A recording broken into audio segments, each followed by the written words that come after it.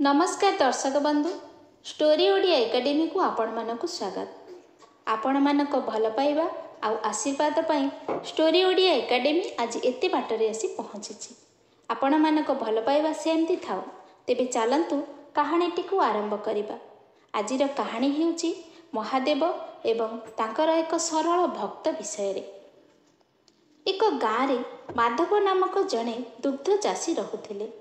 तांकर दुईटी गाय थिले। से प्रतिदिन सखाळे सेमानंक पाखरु क्षीर बाहर करी गाँव रे बुलाबुली करी क्षीर बिक्री करुथिले।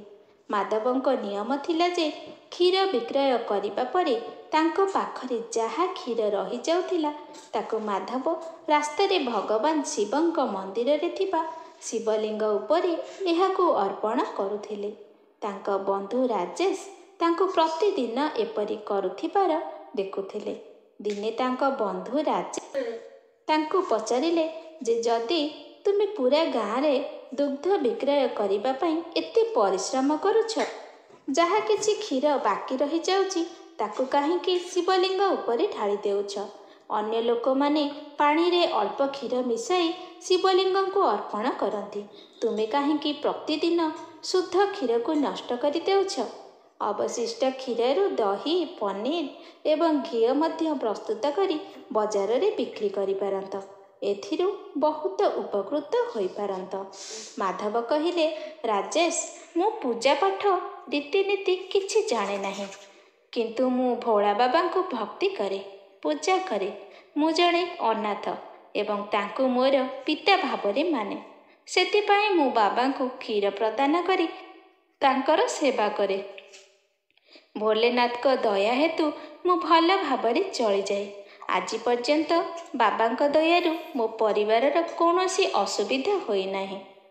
राजेश तांको बहुत बुझाइले, किंतु से तांकर कौनसी कथारे राजी हेले नाही एवं प्रतिदिन माधव शिवलिंग उपरे अवशिष्ट क्षीर प्रदान करती।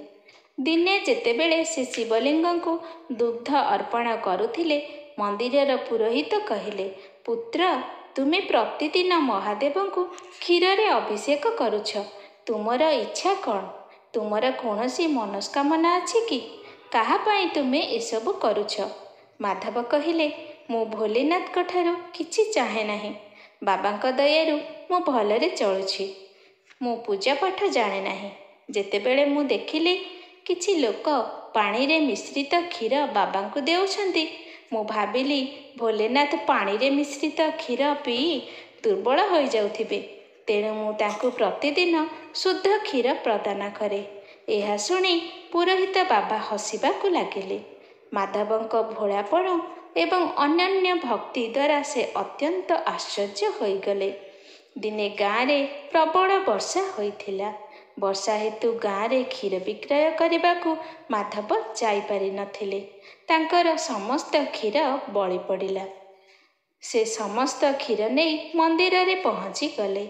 सेठारे पुरोहित बाबा तांको अटकाई कहिले जे जदि पुओ एते क्षीर भोला बाबा को प्रदान करिदेव, तेबे समस्त क्षीर जल परि प्रवाहित होइजिव। तापरे माधव कहिले, बाबा एहा मोर दैनंदिन नियम, मु एहाकू किपरि छाड़ी पारिबी? मु क्षीर को घर को नहीं पारिबी नाही। तापरे पुरोहित बाबा कहिले, ताहेले समस्त क्षीररु खीरी तैयारी करी बोले बाबा को अर्पण कर एवं समस्त गाँव रे खीरी नहीं बंटन कर। एहा तुमको आत्मसंतोष देव। पुरोहित जहा कहिथिले ताहा माधव पसंद कले। से गाँव खीरी तैयारी पाई सामग्री आनिले। मंदिर रे पूरा क्षीर को खीरी तैयारी कले। से भोलेनाथ को क्षीरी सहित अभिषेक करी समस्त गाँव रे खीरी बंटन कले। एही कारणरू माधव एक नियम करिले जे से अवशिष्ट क्षीर को प्रतिदिन शिवलिंग को प्रदान करुथिले एवं मासरे थरे क्षीर बिक्री न करी से दिन से समस्त क्षीररू खीरी तैयारी करी भगवान को अर्पण करी गाँव रे बांटुथिले। कैलाश पर्वत उपरे भगवान भोलेनाथ माता पार्वती को एसबु दृश्यर वर्णना कले। तापरे माता पार्वती कहिले जे तुमर भक्त तुमको केबे भी पूजा करती नहीं, ତୁମର ନାମ ମଧ୍ୟ କେବେ ବି ନିଅନ୍ତି ନାହିଁ। କେବଳ ତାଙ୍କ ବଳି ପଡ଼ୁଥିବା କ୍ଷୀର ଏବଂ କ୍ଷୀରିରେ ଅଭିଷେକ କରନ୍ତି। ତେବେ ତୁମେ କିପରି ତାଙ୍କ ଉପରେ ଏତେ ପ୍ରସନ୍ନ ହେଉଛ? ତାଙ୍କୁ ତୁମର ଭକ୍ତ ବୋଲି କହୁଛ?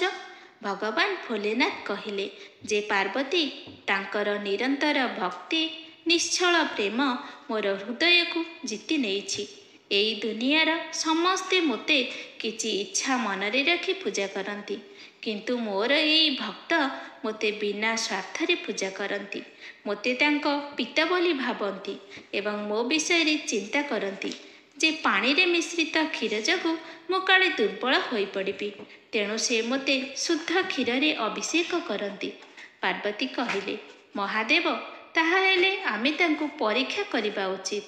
ଭକ୍ତଙ୍କୁ ପରୀକ୍ଷା କରିବା ପାଇଁ ଭଗବାନ ଶିବ ଏବଂ ମାତା ପାର୍ବତୀ ଜଣେ ସାହୁକାର ଏବଂ ତାଙ୍କ ସ୍ତ୍ରୀଙ୍କ ରୂପ ନେଇ ମାଧବଙ୍କ ଘରେ ପହଞ୍ଚିଗଲେ। ଭଗବାନ ଶିବ ମାଧବଙ୍କୁ କହିଲେ, ଦୁଗ୍ଧ ଚାଷୀ ଭାଇ, ଆମେ ପ୍ରତିଦିନ ଆପଣଙ୍କଠାରୁ ସମସ୍ତ କ୍ଷୀରକୁ 2 ଗୁଣ ମୂଲ୍ୟରେ କିଣି ନେବୁ ଏବଂ ଦୁଗ୍ଧ ବିକ୍ରୟ କରିବା ପାଇଁ ଆପଣଙ୍କୁ ପୁରା ଗାଁରେ ଆଉ ବୁଲିବାକୁ ପଡ଼ିବ ନାହିଁ। ଆମର ସେବକମାନେ ଏଠାରୁ କ୍ଷୀର ନେଇଯିବେ ଏବଂ ତୁମର ମୂଲ୍ୟ ଏଇଠାରେ ହିଁ ସେମାନେ ଦେଇଯିବେ। ଏହା ଶୁଣି ମାଧବ କହିଲେ, ଠିକ୍ ଅଛି ସେଠଜୀ, କିନ୍ତୁ ମୁଁ ତୁମକୁ ସମସ୍ତ କ୍ଷୀର ଦେଇପାରିବି ନାହିଁ। ମୋର ଗାଈମାନେ ଯାହା କ୍ଷୀର ଦେବେ, ମୁଁ ଭୋଲେନାଥଙ୍କୁ ଉତ୍ସର୍ଗ ପାଇଁ ସେଥିରୁ କିଛି ରଖିବି। ଆପଣ ଚାହିଁଲେ ବାକି ସବୁ କିଣିପାରିବେ। ତେବେ ପାର୍ବତୀ କହିଲେ, ଆମର ବହୁତ କ୍ଷୀର ଦରକାର, ତେଣୁ ଯଦି ଆପଣ 4 ଗୁଣ ମୂଲ୍ୟ ଚାହୁଁଛନ୍ତି ତେବେ ନିଅନ୍ତୁ, କିନ୍ତୁ ସମସ୍ତେ କ୍ଷୀର ଦିଅନ୍ତୁ। ମାଧବ କହିଲେ, ନା, ମୁଁ ମୋର ଭୋଲେନାଥଙ୍କୁ ଭୋକିଲା ରଖିପାରିବି ନାହିଁ। ଯଦି ତୁମେ କ୍ଷୀର ଚାହୁଁଛ ତେବେ ନିଅ, ନଚେତ୍ ଏଠାରୁ ଚାଲିଯାଅ। ଏହା ଶୁଣି ସାହୁକାର ଏବଂ ତାଙ୍କ ସ୍ତ୍ରୀ ସେଠାରୁ ଚାଲିଗଲେ ଏବଂ କିଛି ଦୂର ଯିବା ପରେ ବ୍ରାହ୍ମଣ ବ୍ରାହ୍ମଣୀ ରୂପ ଧାରଣ କରି ଏକ ଗଛ ମୂଳେ ବସିଲେ। ଯେତେବେଳେ ମାଧବ ପୁରା ଗାଁରେ ଦୁଗ୍ଧ ବିକ୍ରୟ କରିବା ପରେ ମନ୍ଦିରକୁ ଯାଉଥିଲେ, ସେତେବେଳେ ସେ ଗଛ ମୂଳେ କାହାକୁ କାନ୍ଦୁଥିବାର ଶୁଣିଲେ। ଯେତେବେଳେ ସେ ସେମାନଙ୍କ ନିକଟକୁ ଗଲେ, ଦେଖିଲେ ବ୍ରାହ୍ମଣୀ ବସି କାନ୍ଦୁଛନ୍ତି। ଯେତେବେଳେ ମାଧବ କାନ୍ଦିବାର କାରଣ ପଚାରିଲେ, ସେ କହିଲେ ଯେ ମୁଁ ଏବଂ ମୋର ସ୍ୱାମୀ ଅନେକ ଦିନ ହେଲା ଭୋକରେ ଅଛୁ। ଏକଥା ଶୁଣିବା ମାତ୍ରେ ମାଧବ ତାଙ୍କୁ ସମସ୍ତ କ୍ଷୀର ଦେଇଦେଲେ। ସେ ଦୁହେଁ ସମସ୍ତ କ୍ଷୀର ପିଇଗଲେ। ଏହାପରେ ବ୍ରାହ୍ମଣ ମାଧବକୁ ପଚାରିଲେ, ତୁମେ ଏହି କ୍ଷୀର ନେଇ କେଉଁଠାକୁ ଯାଉଥିଲ? ତାପରେ ମାଧବ ମନ୍ଦିର ବିଷୟରେ ସବୁ କଥା କହିଲେ। ବ୍ରାହ୍ମଣ ପଚାରିଲେ, ତୁମେ ତୁମର ନିୟମ କାହିଁକି ଭାଙ୍ଗିଲ? ମାଧବ କହିଲେ, ଭଗବାନ ଭୋଲେନାଥ ହେଉଛନ୍ତି ମୋର ପିତା। ତୁମେ ହେଉଛ ତାଙ୍କର ସନ୍ତାନ। ଜଣେ ପିତା ନିଜକୁ ଭୋକରେ ରଖିପାରନ୍ତି, କିନ୍ତୁ ନିଜ ପିଲାମାନଙ୍କୁ ଭୋକରେ ରଖିପାରନ୍ତି ନାହିଁ। ଆପଣ ଚିନ୍ତା କରନ୍ତୁ ନାହିଁ, ମୁଁ ଭଗବାନ ଶିବଙ୍କ କ୍ରୋଧ ସହିନେବି। ତାପରେ ଭଗବାନ ଶିବ ଏବଂ ମାତା ପାର୍ବତୀ ସେମାନଙ୍କର ପ୍ରକୃତ ରୂପରେ ଦେଖାଦେଲେ। ମହାଦେବଙ୍କୁ ଦେଖି ମାଧବ ତାଙ୍କ ପାଦ ତଳେ ପଡ଼ିଗଲେ। ମହାଦେବ କହିଲେ ଯେ ତୁମର ପ୍ରକୃତ ଭକ୍ତିରେ ମୁଁ ଅତ୍ୟନ୍ତ ସନ୍ତୁଷ୍ଟ। ତୁମର କ'ଣ ଦରକାର ମାଗ। ମାଧବ କହିଲେ, ପ୍ରଭୁ, ମୁଁ କିଛି ଚାହେଁ ନାହିଁ। ମୁଁ କେବଳ ତୁମର ଆଶୀର୍ବାଦରେ ରହିବାକୁ ଚାହେଁ। ମୋତେ କେବଳ ତୁମର ଭକ୍ତି ପ୍ରଦାନ କର।